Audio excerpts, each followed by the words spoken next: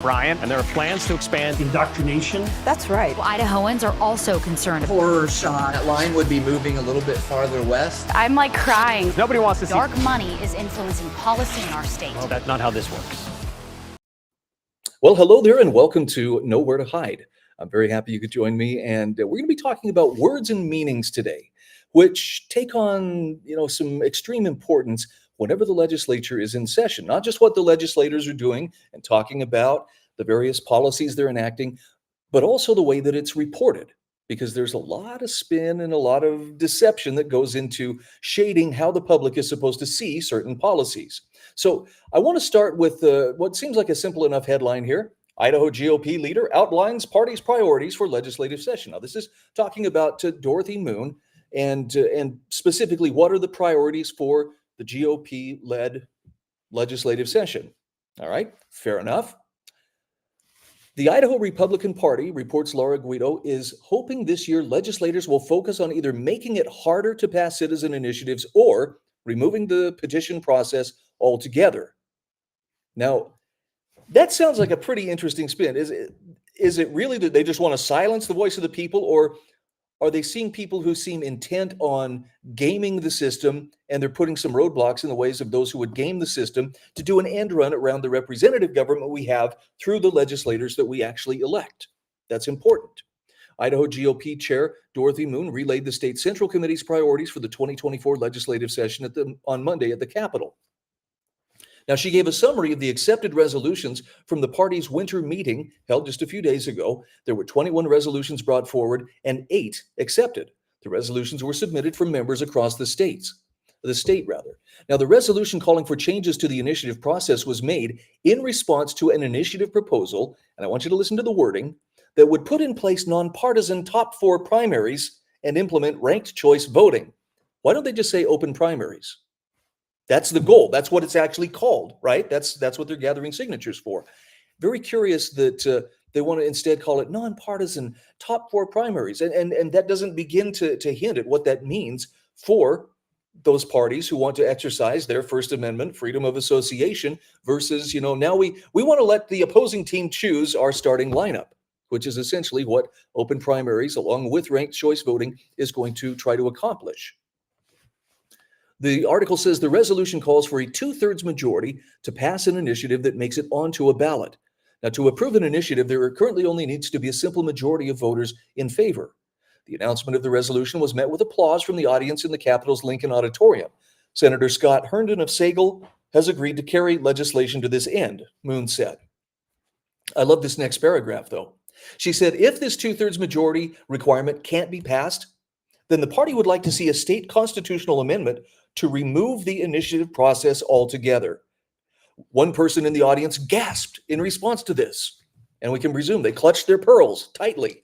It's just, I don't know why that would seem so shocking. Look, my personal take on this is that when it comes to initiatives, there is a place for the initiative process, but there's also a place for the legislative process and elected representatives representing us. That's what we mean by a representative republic. You won't hear any of this democracy stuff. Someone actually gave the quote, this was on a national story about, Ben Franklin, when they came out of the Constitutional Convention, when asked what kind of government they'd given, he said, a democracy, if you can keep it. It's not what he said. He said a republic, if you can keep it. And there's a very clear difference here in that the democracy really is that majority of 50% plus 1 means we get our way. A republic, on the other hand, is bound by limits and bound by, it has to follow the law or it's not. Rule, democracy is definitely the way to go. An example of democracy. Well, we know what we want and we're not going to wait, to get it. So this is why it's so important that we keep tabs on legislators. It's why we need to keep tabs on the news organizations that report on what they're doing. Which brings me to our next story. And I thought this was a very interesting example, again, of it's subtle, but there's a very biased approach here. Idaho Freedom Foundation announces new leadership. Now, that's a pretty straightforward headline. And I have to give kudos to idahopress.com for not trying to editorialize in the headline. Sometimes they just can't help themselves. Speaking of which, Check out how far you get into the story before that goes out the window and we start using words of judgment and adjectives to steer the reader in a predictable position, or to a predictable direction, rather. The Idaho Freedom Foundation, an influential far-right organization. By my count, she made it 6 words into the story before she couldn't resist putting some editorial in there, announced that its longtime leader and founding president, Wayne Hoffman, will be stepping down from his position. Now, immediately, they're looking for controversy. Why? Because the Idaho Freedom Foundation is seen as, as something nefarious and funded by dark money, and they're up to no good. Okay, now having worked with them, having got to know some of these people personally, I can tell you that freedom is the thing that motivates what they're doing. Unfortunately, when you come up against people who are determined to do whatever they want to do politically, and freedom being a low priority, you're going to rub some people the wrong way. So it's essential that we don't just take them on face value. Oh, they're bad people. People who rely strictly on the news media to get their information. My dear mother is one of them. All she knows about the Idaho Freedom Foundation is what she's learned from the news, which is uniformly bad. She has no context, to sort out, whether they're doing any good or why they do what they do. So immediately they jump to the manufactured controversy here. Hoffman, who faced scrutiny last year, from whom? After a report from the Inlander revealed he was living in Washington state, told IFF's board he wanted to pursue other opportunities, according to its website. Former state representative Ron Nate of Rexburg has taken his place. I do love this part, though, and to me, this is justice. The Idaho Freedom Foundation does not respond to media inquiries, according to its website, and for good reason. There's a very good reason they don't, because that media will spin things just out of hand. If you can't trust them to tell you or to tell truthfully what you've said, why should you waste your time on them? Besides, there are other avenues in which you can get that out. In fact, the Idaho Freedom Foundation itself publishes a lot of that information, which you can access at idahofreedom.org. All right, back to the story. The IFF is known for its Freedom Index, those air quotes, which tell us that it can't possibly be something real, where the group scores bills with criteria, listen to this, based on how the foundation's leaders view the bill's impact on freedom. It's not just the foundation's leaders. Okay, these are good objective criteria, but it makes it sound like some star chamber. Well, does this please us or does it not please us? Legislators are also ranked by how they vote. Currently, legislators like Senator Scott Herndon and Representative Heather Scott are in the top positions. Now, there's a complaining tone to this next paragraph. Under Hoffman, the IFF became so influential that some legislators have said in recent years their colleagues rely on IFF scores or look up those scores before voting on bills. That's according to a report from KTVB. Okay, and why shouldn't they? Why shouldn't they see, does this square with proper government, which really is, that's the objective criteria, the matrix by which they're judging those bills. Does it unnecessarily increase the cost of government? Does it unnecessarily impact people's personal freedoms? Because that's what they're trying to judge this by. So it makes it sound so terrible and nefarious when really it isn't. Speaking of terrible and nefarious, there's some pearl clutching and perhaps some gasping going on over this one. House Bill 381 would replace the term fetus with preborn children in Idaho law. Bill sponsor says bill wouldn't change legal definitions or create policy change, but Planned Parenthood says it could have more effects on reproductive health care. Oh, do tell. So first of all, let's get the reason why this change has been suggested. Now, it's not law yet, but Idaho's strict abortion ban has been law for over a year. And if the legislature's first bill introduced in a committee in 2024 passes, Idaho law would acknowledge preborn children. The bill's sponsor, Representative Julianne Young, framed the change as a simple bill that wouldn't change policy. But Planned Parenthood criticized the bill as part of a move toward legal ambiguity. Interesting choice of words, that could affect access to reproductive health care. Speaking of ambiguity, they really don't like the fact that we're acknowledging that's a human being. It's a fetus. We need a more clinical medical term. Young, a Republican lawmaker from Blackfoot, said the bill replaces references for the term fetus in Idaho law with the term preborn child. The bill makes that change in Idaho law more than 70 times, according to Idaho reports. It doesn't change legal definitions, so it's not a substantive change in policy, but it does replace a medicalized term with a term that we all understand to be a person, which is the position of the state of Idaho when it comes to our preborn children, Young told the committee. I mean, what other medical terms do they use? Fetus, product of conception, right? I mean, obligate parasite. There's a number of ways that you can minimize the impact that is actually a living being.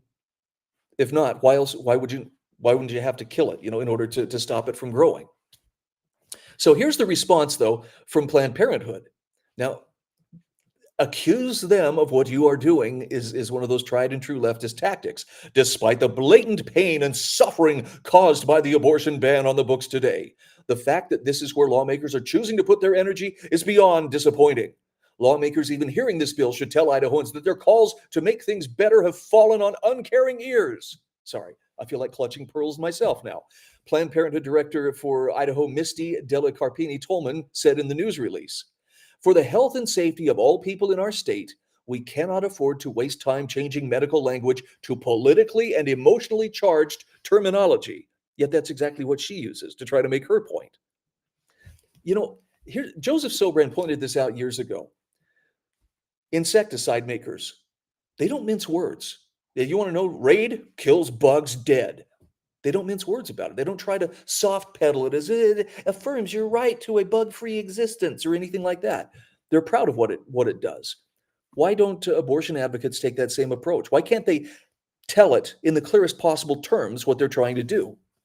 I guess they understand that some things are actually pretty horrific when you spell them out like that, which makes sense why we want to take it from that clinical fetus term that could be ambiguous and perhaps discarded as not quite human to an unborn child. Look, Idaho law is what it is. I mean, if people don't like it, they are free to pursue their abortion happiness somewhere else. But I'm very grateful to live in a state that affirms the sanctity of innocent life. This is a great commentary following the governor's State of the State address. This is from the new Idaho Freedom Foundation president, Ron Nate. Governor Little is seeing a lot of nails. I thought this was a very good way to describe the governor's message. Ron says, "When I was a very young kid, my dad gave me a hammer to pound some nails into a 2x4 while he was doing the real work of building a new shed. I pounded a few nails, but then I wanted to see what else that hammer could do. Yep, everything became a nail for my new hammer to pound. Rocks, glass, sticks, M&Ms, you name it, they got pounded." And Ron says, "Watching Governor Little's 2024 State of the State address for Idaho immediately brought to mind my kid with a hammer experience. Everything in Idaho looks like a nail to be pounded by Little's big spending hammer." And from here, he gives a sampling. I want you to look at this list. I'm not going to go through this word by word. Oh, $2 billion here, $200 million there, $75 million here, $36.5 million here, an extra $20 million. Boom, boom, boom. These are all nails that are all going to be addressed by the governor's hammer of spend, spend, spend. Why is that a problem? Ron explains. To top things off, here's how the governor rounds out the discussion about the budget. In Idaho, we live within our means. We deliver tax relief while making meaningful investments. That's another way of saying spending people's money. We maintain a balanced budget and we keep responsible amounts in reserve. If Idaho can do it, Washington, D.C. should do it. The runaway freight train of federal spending has got to stop.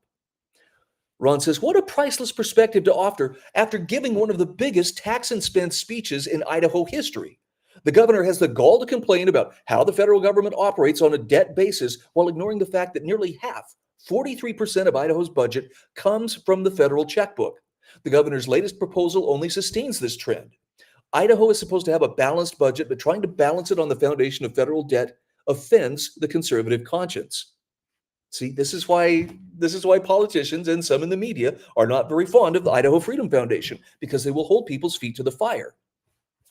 Idaho is often cited as the reddest of red states, but by the looks of our government policy and our governor's big spending plans, as per his State of the State address, we have a long way to go before our brand of legislating and government spending matches the values of the average Idahoan.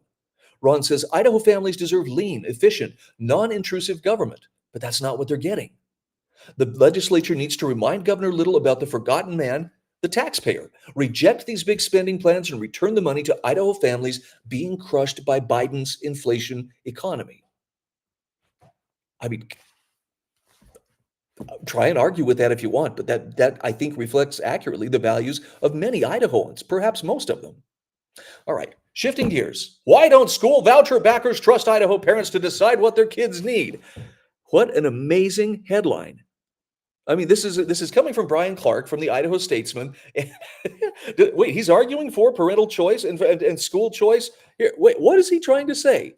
Okay, well, let's delve into his article and see if we can make sense of this. He says parents should have choices for their children. For poor families, that could mean a choice between expensive private school on one hand and free public school, plus healthier food, better medical treatment, and any of the other numerous other things needed for children to thrive on the other.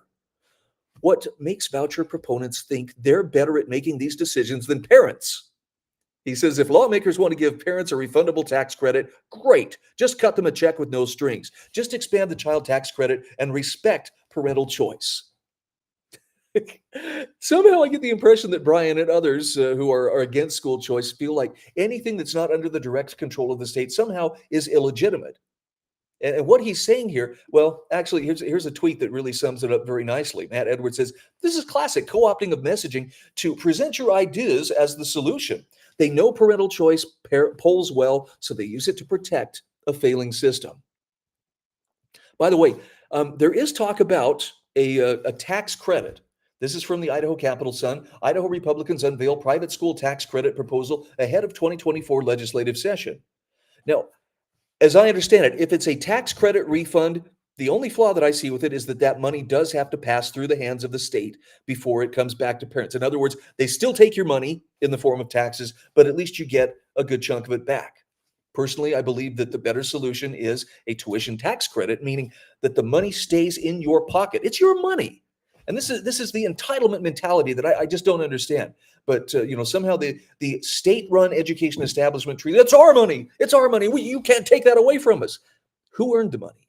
Who actually put forth the effort and produced something of value in order to create that value and that money? It's you, the taxpayer. Better that money should stay in your pocket, and the state just simply admit that you know what? Based on your education choice, you should be able to keep that much money, assuming you're going to apply your money to your child's education. Period. Vouchers, I know they use that as kind of a cuss word. That's the one thing I don't like about vouchers is it does have to pass through the state's administrative hands, which means there's always going to be a little skimming, right? We got to take care of the overhead. But I think a tuition tax credit is a far better way. I'm excited to see what comes from this session. Obviously, there are going to be some pretty tooth and nail fights over it.